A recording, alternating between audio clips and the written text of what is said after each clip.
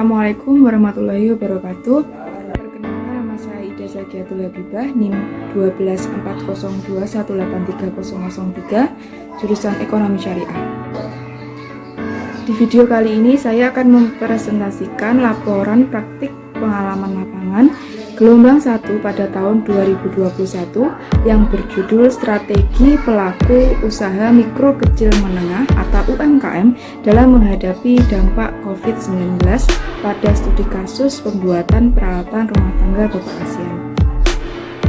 Adapun sebelumnya, praktik pengalaman lapangan atau PPL gelombang 1 pada tahun 2021 yang saat ini masih berhadapan dengan kondisi COVID-19, maka pelaksanaan masih tetap dilakukan dari rumah, sama seperti PPL gelombang sebelumnya pada tahun 2020.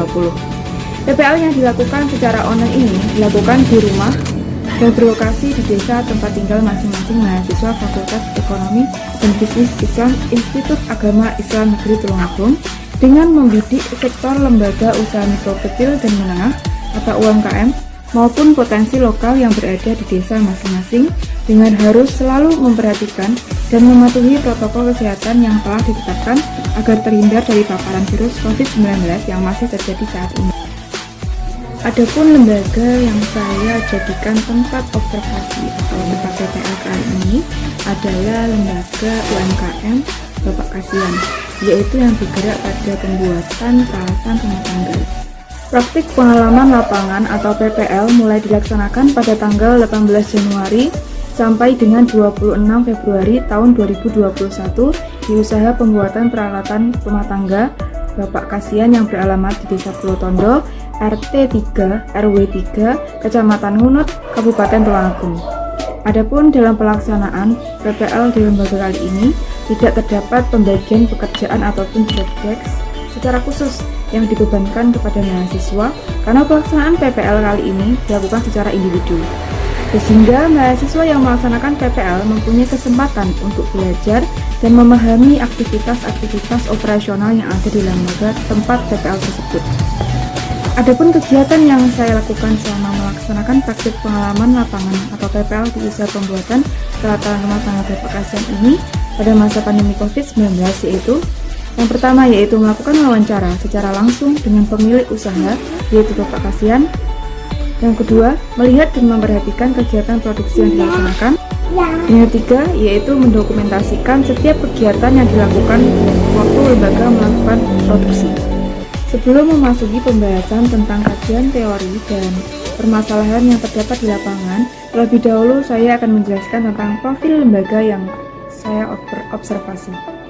Usaha pembuatan peralatan dapur yang dijalankan oleh Bapak Kasian ini dimulai yaitu pada mulanya bertempat di Desa Kaliwungu, tempat lahir Bapak ASEAN sendiri, yaitu memulai produksinya pada tahun 1967.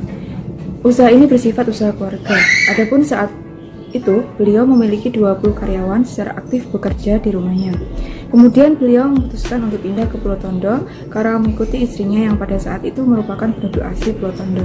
Beliau kemudian membangun sendiri usahanya yang ia tinggalkan di Kaliwungu bersama dengan istrinya. Berbekal pengalaman yang beliau miliki sebelumnya, membuat Bapak ASEAN percaya akan kemampuan yang dimilikinya untuk membangun kembali usahanya.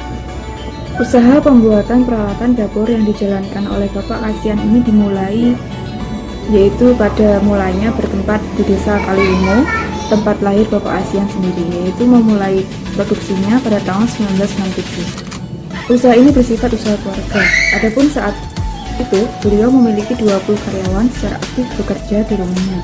Kemudian beliau memutuskan untuk pindah ke Pulau Tondo karena mengikuti istrinya yang pada saat itu merupakan penduduk asli Pulau Tondo. Beliau kemudian membangun sendiri usahanya yang ia tinggalkan di Kaliwungu bersama dengan istrinya. Berbekal pengalaman yang beliau miliki sebelumnya, membuat Bapak ASEAN percaya akan kemampuan yang dimilikinya untuk membangun kembali usahanya. Atas kegigihan dan ketekunan yang dimiliki oleh Bapak Kasian, usaha yang dijalankan bersama istrinya bisa bertahan sampai sekarang dan masih memiliki pelanggan tetap yang setiap waktunya memesan produknya dalam jumlah yang besar. Ada juga terdapat pelanggan baru yang membeli langsung ke rumahnya untuk membeli 1 atau 2 produk yang diproduksi.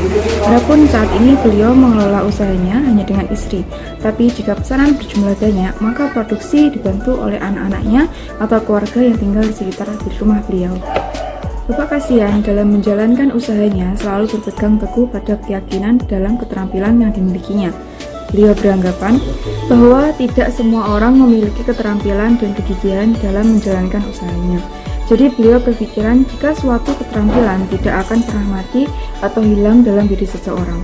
Jadi ketika keterampilan dan kegigihan dalam berusaha masih ada, maka usaha tersebut tidak akan pernah hilang atau jatuh dalam waktu yang singkat. Artinya usaha tersebut akan terus ada jika keterampilan dan kegigihan dalam berusaha masih ada. Dan beliau juga beranggapan bahwa akan selalu mengembangkan dan mengajarkan keterampilan yang dimilikinya kepada keluarganya, agar usaha tersebut akan terus berjalan tanpa harus Bapak Kasihan ikut campur atau terjun langsung sendiri ke lapangan. Untuk produk yang dihasilkan yaitu berupa irus yang berukuran kecil, sedang, dan besar, sontel yang juga berukuran kecil, sedang, dan besar, dan sendok yang saat ini masih kurang berproduksi. Untuk pembelian bahan baku, beliau membeli dari desa Kaliwungu, Unot, ataupun terkadang di Tulungagung. Adapun dalam penjualannya saat ini masih di wilayah Tulungagung saja, dengan biasanya dikirim langsung oleh Bapak Kasihan sendiri. Adapun proses produksi beserta alat yang digunakan dalam pembuatan peralatan rumah tangga dapur ini, yaitu proses pertama, membuat cetakan yang menggunakan alat yang bernama pon. Setelah pencetakan, cetakan tersebut harus dihaluskan di setiap sisi-sisinya agar tidak membahayakan pada saat digunakan, yaitu dengan menggunakan alat mesin perlas. Setelah semua cetakan diperlas sisinya, kemudian proses selanjutnya yaitu penjeglukan. Adapun dalam proses pembuatan produk, sebenarnya prosesnya sama saja. Yang membedakan hanya pada jumlah penjeglukan yang dilakukan, yaitu sesuai dengan ukuran produk. Misalnya jika pembuatan irus kecil harus melalui 3 kali jeglukan, jika ukurannya tanggung 4 kali jeglukan, jika ukurannya besar harus melalui 5 kali jeglukan. Adapun setelah proses penjeglukan, selanjutnya pembuatan lubang gagang irus.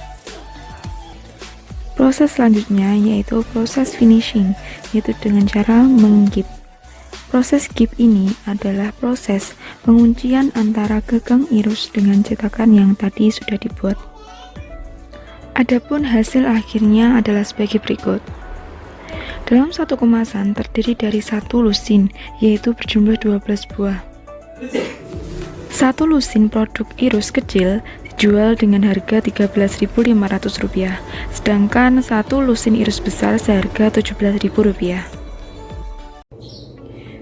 Pembahasan selanjutnya yaitu tentang analisis temuan studi atau permasalahan yang ditemukan pada lembaga tempat observasi.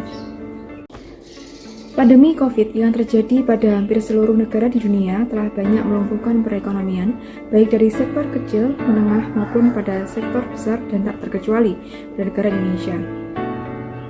Di negara Indonesia sendiri, dampak yang ditimbulkan cukup signifikan seperti pada sektor pariwisata, sektor industri, sektor pertanian, sektor perdagangan, dan tentunya pada pelaku usaha mikro, kecil, dan menengah atau UMKM maupun UKM. Adapun dampak yang paling dirasakan oleh orang-orang yang bekerja di sebuah perusahaan ataupun pabrik adalah pemutusan kontrak atau biasa disebut dengan PHK pada karyawannya. Atau lebih buruknya lagi, yaitu terjadi penutupan pada usaha-usaha yang terkena dampak tersebut. Adanya pandemi COVID ini mengakibatkan sektor industri termasuk usaha mikro, kecil, dan menengah atau UMKM ataupun UKM bisa merasakan dampaknya. UMKM maupun UKM pada umumnya kurang memiliki ketahanan dalam mempertahankan usahanya pada saat terjadinya pandemi ini. Hal tersebut terjadi karena kurangnya pemahaman tentang teknologi ataupun juga kurangnya strategi untuk bertahan dalam bisnis. Akibat hal-hal tersebut berdampak pada berkurangnya pembeli atau lebih buruknya akan kehilangan pembeli dan kemudian akan menurunkan tingkat penjualan sehingga keuntungan yang diperoleh juga akan mengalami penurunan. Kondisi-kondisi seperti ini membutuhkan pemilihan strategi yang tepat dalam mengatasinya. Pemilihan strategi di sini dibutuhkan untuk meningkatkan keunggulan pesaing atau setidaknya untuk bisa mempertahankan usahanya agar bisa tetap berjalan.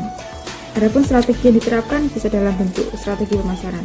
Adapun penentuan strategi pemasaran harus didasarkan atas analisis lingkungan eksternal dan internal perusahaan melalui analisis keunggulan dan kelemahan pada perusahaan, serta analisa kesempatan atau peluang dan ancaman yang dihadapi oleh perusahaan atau lembaga dari lingkungannya.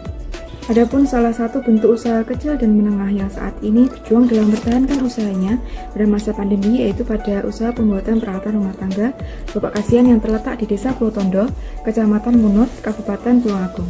Usaha ini memproduksi berbagai macam peralatan dapur yang terbuat dari aluminium seperti irus berbagai ukuran, sontel berbagai ukuran, dan sendok. Dalam menjalankan usahanya, UMKM ini baru memasarkan produknya di wilayah sekitar Tulungagung saja.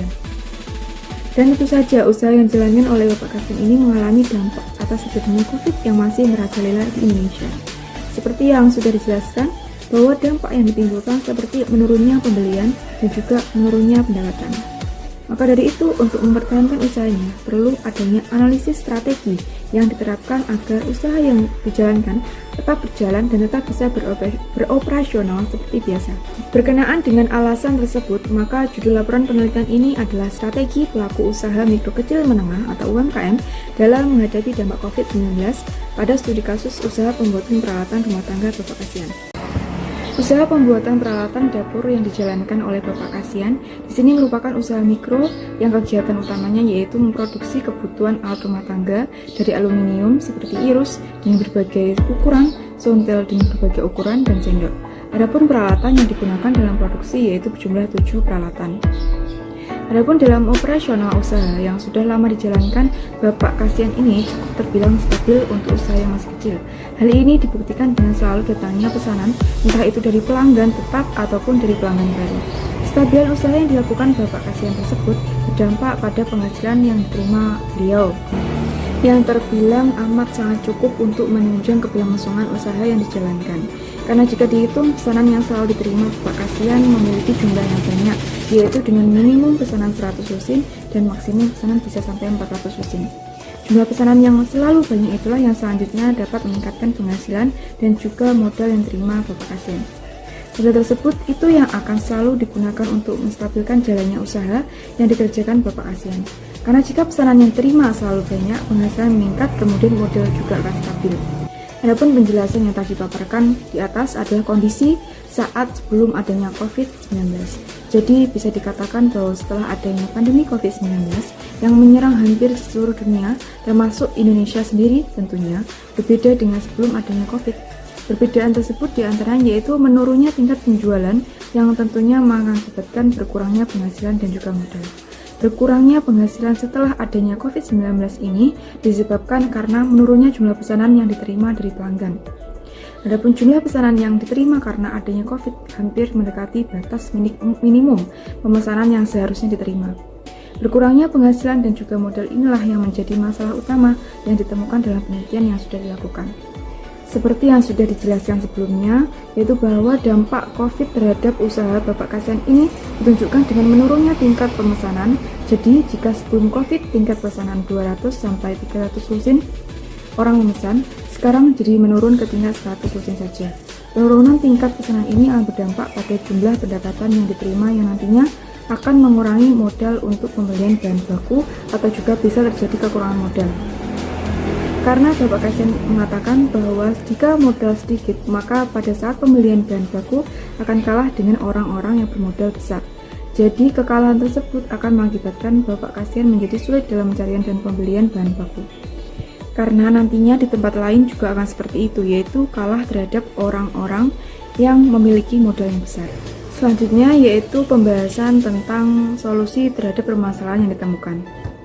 Berdasarkan penjelasan yang telah dipaparkan oleh Bapak Kasihan melalui wawancara yang telah dilakukan, beliau mengatakan bahwa sejujurnya tidak ada solusi atau strategi khusus yang diterapkan beliau dalam menghadapi goncangan yang terjadi pada usahanya akibat dampak COVID yang telah menurunkan tingkat penjualan, yang kemudian mengakibatkan berkurangnya pendapatan dan juga menjadi kekurangan modal. Tapi beliau menjelaskan bahwa terdapat perubahan yang beliau lakukan, yaitu dengan menarik pelanggan-pelanggan baru. Dalam artian, jika sebelumnya beliau hanya menerima pesanan dalam jumlah banyak dari pelanggan distributor saja, Tetapi saat ini dalam rangka menstabilkan pendapatan dan juga modal karena menurunnya pesanan, beliau juga lebih memfokuskan untuk menggait pembeli-pembeli baru, yaitu dengan melakukan promosi dan penjualan dari tetangga ke tetangga desa yang sebelumnya belum mengetahui produksi peralatan rumah tangga yang dilakukan beliau. Dengan melakukan promosi dari tetangga ke tetangga desa, beliau berpikir jika promosi tersebut dilakukan pastinya akan cepat menyebar luas informasinya. Adapun promosi yang dilakukan yaitu dengan memberitahu bahwa di rumah Bapak Kasihan memiliki usaha yaitu membuat peralatan rumah tangga seperti irus, sontil, dan sendok. Dengan melakukan promosi dari tetangga ke tetangga desa, beliau berpikir jika promosi tersebut dilakukan pastinya akan cepat menyebar luas informasinya. Adapun promosi yang dilakukan yaitu dengan memberitahu bahwa di rumah Bapak Kasihan memiliki usaha yaitu membuat peralatan rumah tangga seperti irus, sontil, dan sendok yang bisa dilakukan jika ada yang memesan. Kemudian yang bisa dipesan kapan saja dengan jumlah sedikit ataupun banyak, dan tentunya mengatakan bahwa akan memberikan harga yang lebih murah dari toko lainnya karena membeli langsung dari rumah produksinya. Dari semua penjelasan yang sudah dijelaskan, dapat disimpulkan bahwa strategi untuk menghadapi dampak yang ditimbulkan oleh COVID-19 pada usaha pembuatan peralatan rumah tangga Bapak Kasihan yaitu dengan melakukan penambahan sasaran penjualan yang sebelumnya hanya melakukan penjualan pada distributor yang memiliki pesanan yang besar saja. Sekarang sasaran penjualannya lebih fleksibel, yaitu melakukan penjualan di lingkungan rumah dengan maksud menggait pelanggan baru, yaitu dari tetangga sekitar. Maksudnya produksi yang dilakukan tidak hanya untuk pesanan saja, melainkan produk juga dijual secara satuan per pieces yang nantinya bisa dibeli kapan saja dengan mendatangi rumah Bapak Kasihan sendiri dan tentu saja dengan harga yang lebih murah. Pada strategi harga di sini sebenarnya tidak mengalami perubahan jika dalam bentuk pesanan yang jumlah besar, kata beliau. Memang iya dalam hal pesanan yang berkurang mengakibatkan pendapatan jadi berkurang dan modal juga berkurang. Tapi untuk mencegah kekurangan modal selama produksi dilakukan, Bapak Kasihan tidak membuat harga jual produk juga murah. Beliau mengatakan bahwa harga jual dalam bentuk pesanan tidak berubah. Tetapi untuk menarik pelanggan baru khususnya dari tetangga Bapak Kasihan sendiri, mungkin beliau akan menerapkan harga jual khusus yang diberikan. Mengingat untuk menarik pembeli untuk membeli, dan memang Bapak Kasihan sadar betul tentang salah satu hal yang paling membuat tertarik pelanggan membeli sebuah produk adalah soal harga. Jadi khusus untuk pesanan pelanggan baru, Bapak Kasihan akan menerapkan hal tersebut. Kemudian dalam hal strategi yang diterapkan pada produk, dari penjelasan beliau tentang pertanyaan tentang strategi apa yang diterapkan, beliau untuk usahanya dalam hal produk yang dibuatnya, beliau mengatakan bahwa tidak ada yang berubah dalam produknya, tapi beliau menekankan bahwa kualitasnya akan bicara. Karena sesungguhnya beliau yakin bahwa kualitas yang diberikan pada produknya sudah bagus dan baik, dan tentu saja dengan harga yang dapat disesuaikan dengan harga yang ada di desa. Namun beliau juga berkata, mungkin untuk membangun kepercayaan baik pelanggan lama maupun pelanggan baru nantinya, beliau akan meningkatkan lagi kualitas produknya, seperti kerapihan, kelayakan, keamanan, dan kenyamanan produk. Itulah yang mungkin dijadikan strategi Bapak Kasihan dalam menarik pelanggan baru agar membeli produknya. Yang paling terpenting bahwa beliau mengatakan kualitaslah yang nantinya akan membangun kepercayaan pelanggan kepada produknya. Adapun solusi yang dapat diberikan oleh penulis buku Bapak Kasihan dalam menghadapi dampak COVID-19 saat ini pada usahanya yaitu dengan cara melakukan penjualan online melalui media sosial. Karena pada dasarnya usaha yang dilakukan ini tidak melalui penjualan online ke media sosial. Karena tidak bisa dipungkiri bahwa media sosial saat ini mempunyai pengaruh yang besar terhadap dunia bisnis dan kebanyakan para wirausahawan juga sudah mengembangkan penjualannya pada media sosial.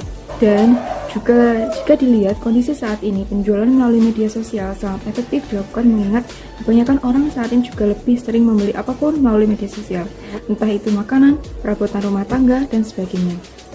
Jadi penulis juga sudah memberikan saran tersebut ke Bapak Kasihan agar usaha yang dijalankan beliau bisa terus berjalan dan jika memungkinkan usaha tersebut bisa berkembang dalam rangka mengikuti perkembangan zaman. Sekian penjelasan dari saya. Wassalamualaikum warahmatullahi wabarakatuh.